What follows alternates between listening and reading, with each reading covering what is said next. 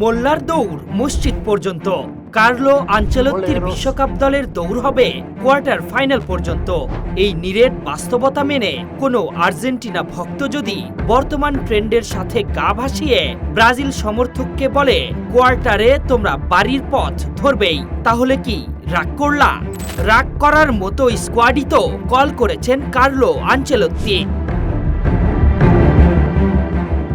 নেইমারকে রাখা যেমন সুখের খবর, তেমনি দুঃখের খবরটা হচ্ছে তার স্কোয়াডে মোটেই 5 জন মিডফিল্ডার। যেখানে বিশ্বকাপে 6 থেকে 7 জন মিডফিল্ডার নিয়ে পরাশক্তিরা যাচ্ছে, সেখানে ব্রাজিল দলে মাত্র 5 জন, যার মাঝে ক্যাসিমিরো আর ব্রুনো ছাড়া বিশ্বমানের মিডফিল্ডার নেই বললেই চলে। পিএসজিতে বেরালদো দুর্দান্ত ছন্দে থাকার পরেও তাকে স্কোয়াডে রাখলেন না আনচেলত্তি। বিগ ম্যাচগুলোতে এর খেসারত ভালোভাবেই দিতে হবে ব্রাজিলকে, কারণ এবার 48 দলের বিশ্বকাপে টুর্নামেন্ট আরও দীর্ঘ, কঠিন ও চাপপূর্ণ হবে।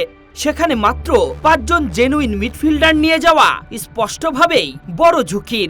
নিঃসন্দেহে নেইমারকে নিচে এসে মিড কাভার করতে হবে বাড়তি ওয়ার্ক রেট, যার অর্থ নেইমারের নির্ভর থাকার সুযোগ নেই। আর অতিরিক্ত চাপের কারণে নেইমারের চোট পাওয়ার প্রবণতা ব্রাজিলের স্বপ্ন ভাঙ্গার জন্য যথেষ্ট হতে পারে। এবার দেখুন রাইট ব্যাকে রোমা তারকা ওয়েসলি, কিন্তু টুর্নামেন্ট লম্বা হওয়ার বিকল্প ভাবাটা গুরুত্বপূর্ণ। ওয়েসলির বিকল্প ড্যানিলো, যাকে ব্রাজিল ভক্তরাই ব্যঙ্গ করে লর্ড বলে।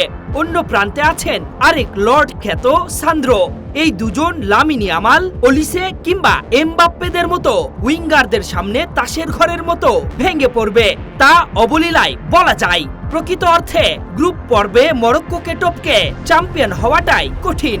যদি তাই হয়, তাহলে গ্রুপ রানার আপ হয়ে কোয়ার্টারের আগে মুখোমুখি হতে হবে নেদারল্যান্ডসের, যারা এই বিশ্বকাপের হট ফেভারিট। শেষ 8-এর আগেই বিদায় কে জানে। তবে কার্লো আনচেলত্তির দলের ভবিষ্যৎ খুব একটা সুখকর নয়। এই নির্মম বাস্তবতা শুনে কোনো ব্রাজিল ভক্ত রাগ করলে কিছু করারও নেই।